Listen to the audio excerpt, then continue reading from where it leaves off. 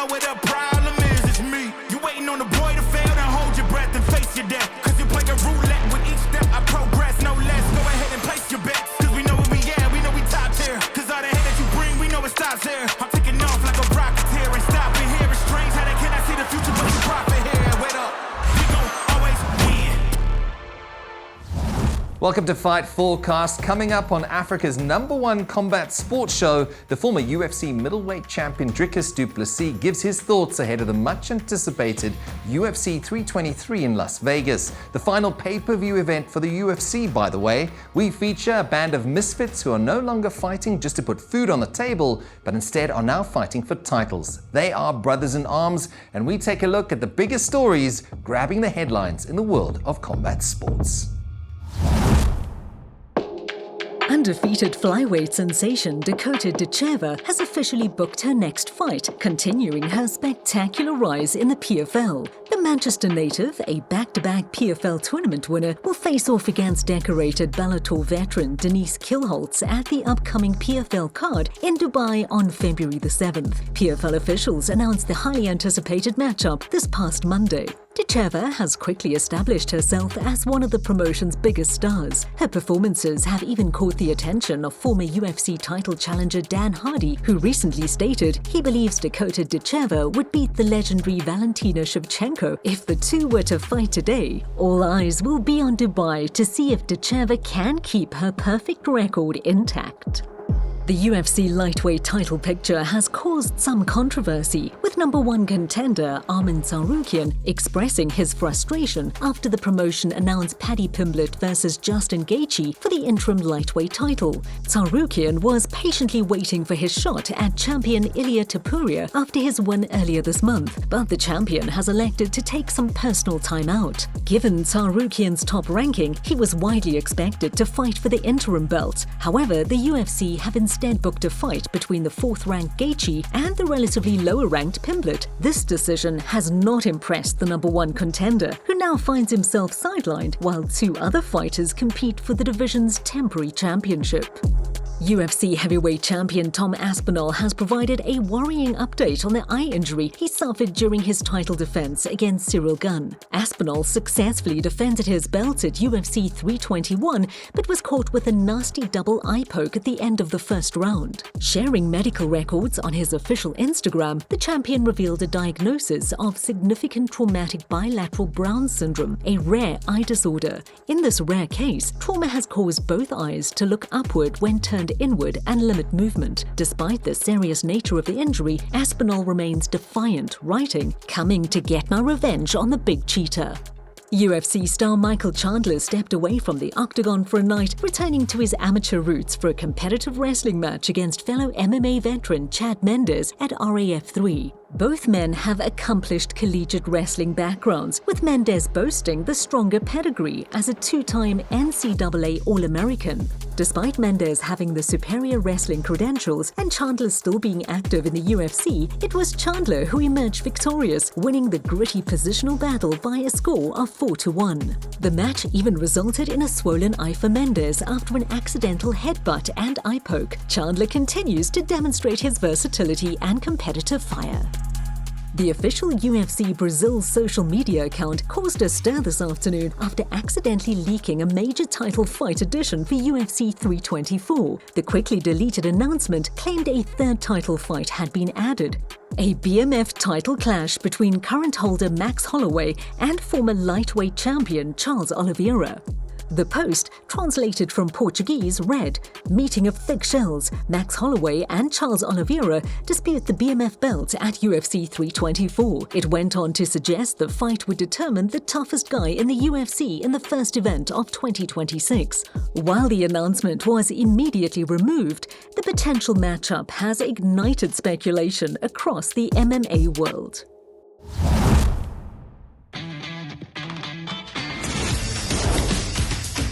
At Betway, we don't just reward you for playing, we reward you for staying. Introducing Betway Rewards. Earn points on every bet you place. It's that simple. You can also convert your points to cash whenever you like. With Betway, loyalty always pays off. Join the action today and start turning points. The final pay-per-view card of the year takes place at the T-Mobile Arena in Las Vegas, UFC 323, and it's a banger of a card. Dricus Du Plessis, the former UFC middleweight champion, joins me. I look at this card, Dricus. I mean, it really is a great way to end 2025. But let's start. I know we've got Moreno against Taura there, but Henry Cejudo is back in the mix, and he's up against Peyton Talbott. What do you make of that one? Yeah, I think it's a very interesting fight and a very exciting fight because you have Henry Cejudo, who's, Triple C. Yeah. There's a man, he's seen it all, he's been there, he's been at the top of this game, took a step away from the sport, came back. Not always a fan of people do that, but he came back and he picked up some losses, but only against the top of the best of the best. Peyton Talbott on the other side, obviously my teammate has fought him. He's a brilliant fighter, especially when it comes to the striking. But then in our last fight, we saw him fight against a guy who just wanted to take him down because in the fight before that, Talbott proved that he can't really get up. He struggled to get up. And he worked on that. His team did an amazing job because he got taken down and he reversed it every single time. And at the end of that fight, he was winning the fight on the ground, not with the striking. So, he is such a talent and, also just the aura of, he gets in there and does what needs to be done. He doesn't get hyped up. He doesn't get nervous. But you're fighting Henry Cejudo. And yes, he did get up against a guy that was a seemingly good wrestler and he did work on that. But he's fighting Henry Cejudo, who has that championship experience, who has fought at the highest level as an Olympian, as a multiple UFC double division champion. I have to go with Henry Cejudo on this one. Cejudo also plotting a way back to the title. In this bantamweight division. So this is a tricky fight for him, especially against someone who's 5'10". It's a tall bantamweight, a long reach, and has got power. Yeah, absolutely. And I think, this is going to be a game plan fight. Because one thing with Cejudo, he's not a guy that takes you down, holds you down, and he doesn't fight that way. If he takes you down, it's a fight on the ground. He goes for the ground and pound. He goes for the submissions. And, he's not afraid to stand and bang. Henry Cejudo, he has a good style moving in and out because he's a shorter fighter. He knows how to close that distance. And he has dealt with the tall, lankier fighters in the past. So, taking nothing away from Talbott, I just think Cejudo is going to get this done. It's going to be a fun fight. Absolutely. All right, we move on to a co-main event, and he's someone that has not lost in a very, very long time. Pantoja takes on Van. Van's fighting, I think, for the 4th time this year. He's a gamer, but Pantoja is an absolute killer, and the reason why he is undefeated for such a long time. Yeah, especially if you look at Van's age, he's so young. He's young. I think he might be one of the youngest guys ever to become a champion. I don't know if it's the youngest, but something along those lines. 23 years, 22, 23 years old. That's insane. That's amazing. And his last fight against Roval, that's a contender for fight of the year. Absolutely. For sure. That was incredible. But then you have Pantoja, which I love as a fighter. He goes out there from the first bell, no matter how long it goes. Sometimes he gets tired, but he just never quits. And his grappling is on another level. We've seen that so many times. And his striking is so good. He's improving every single time. He's tough. He can take punches. And the way he fights, I like it because I feel it's very similar to my style in a way where we go for it. And listen, we're going to get tired, but then we're going to see when we get to that dark place who gives up first. And that's the way he fights. From the first bow, he goes balls to the wall. Yeah. And he says, let's go. And he's tired, his opponent's tired, but he just proves to be as tough as nails, and very rightfully, he is the champion of the world for a very, very good reason. I'm a massive fan. I do think Pantoja definitely keeps that belt. I think for Van, obviously for him, this is a dream come true. This is history. There is history to be made in this fight. But for Pantoja, the man fights like his life depends on it every single time, and I just can't go against him. Well, he's a cannibal.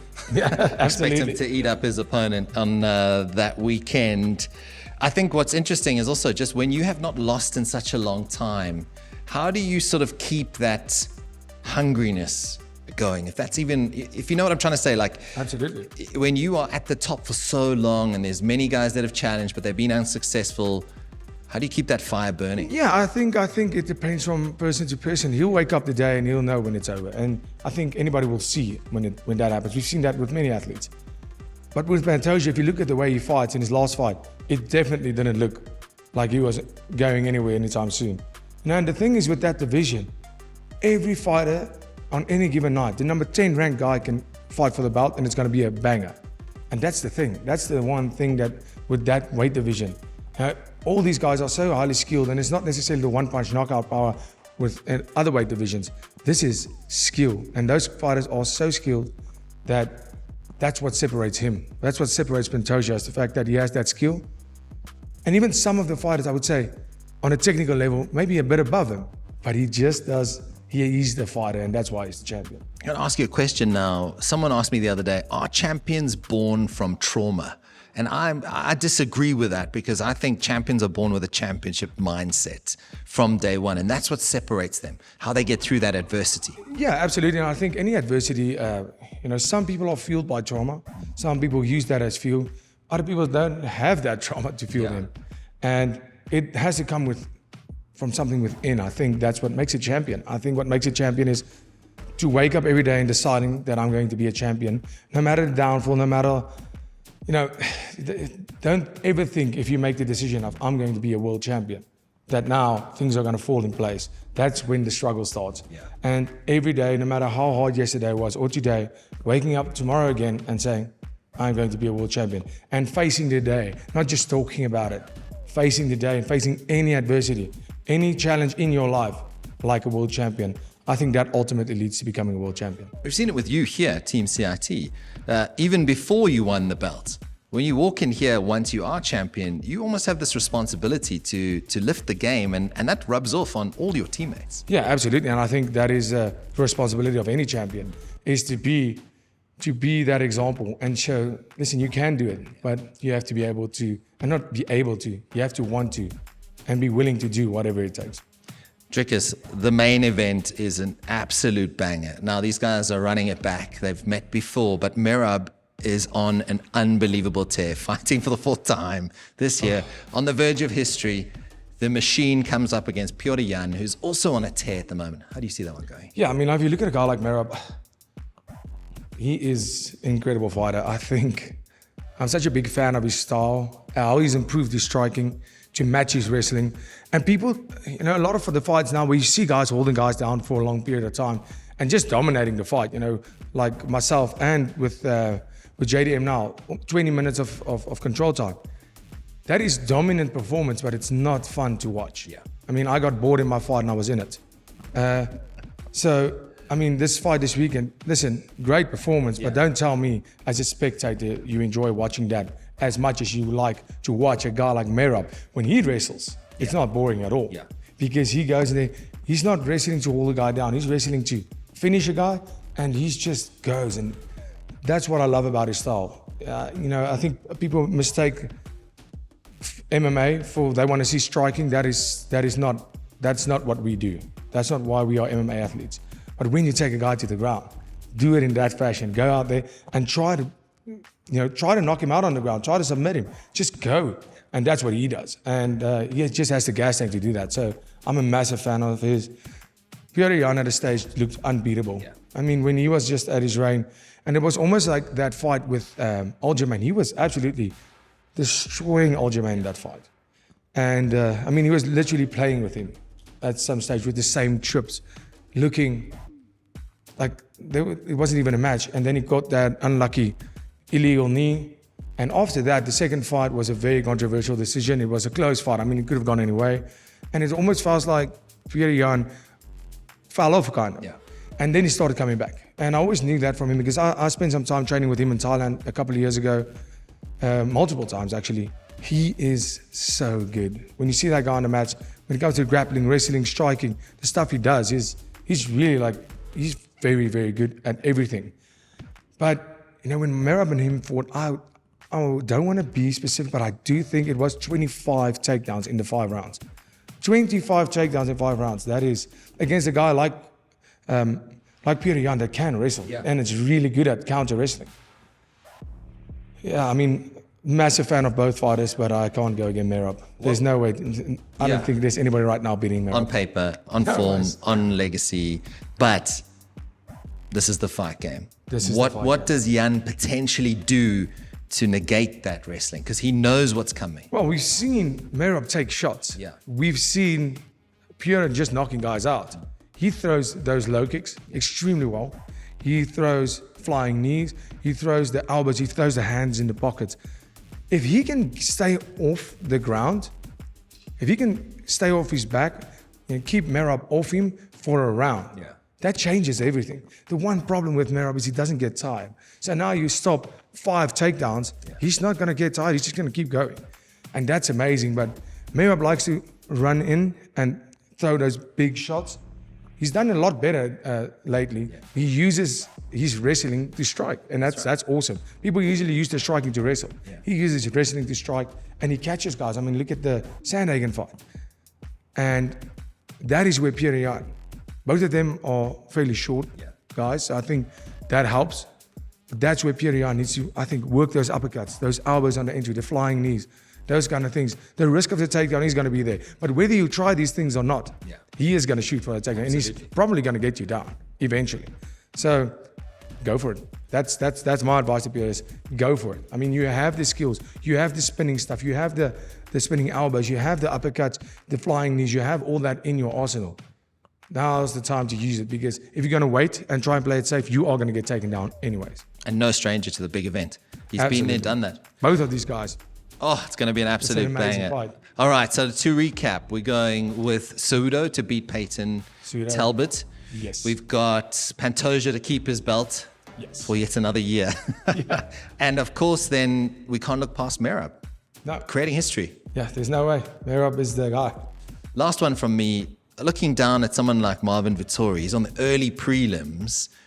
Is that when you're fighting in the UFC, like where you land up in the card? Is it a tough pill to swallow if you're on the early prelims, or do you kind of go with what the boss Dana says? It's a tough pill to swallow, but I mean, it's your pill. It's your bet. You made it. I mean, he lost to Brendan Allen, and in his last fight, he's lost a few. That is unfortunately how this game works. And that just shows you the depth of fighters. That just shows you when you're in the UFC, one moment that you're at the top, next moment you're fighting early prelims.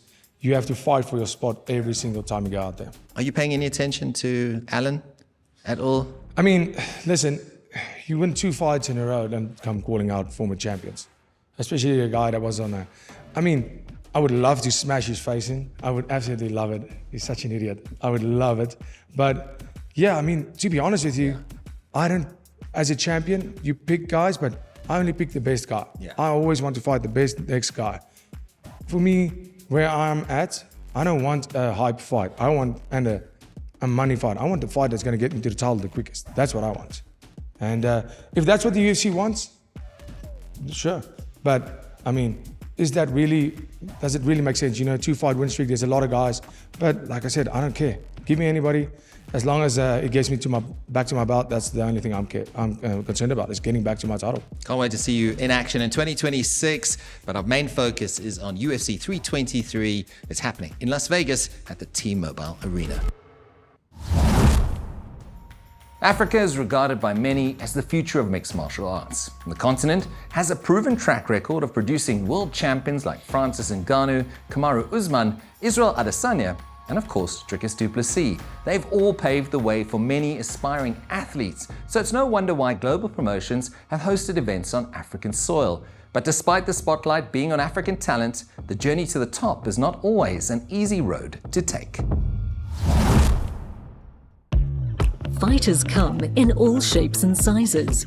Some have fought many opponents to become professional fighters, while others have fought their way through adversity just to survive, let alone become a professional fighter.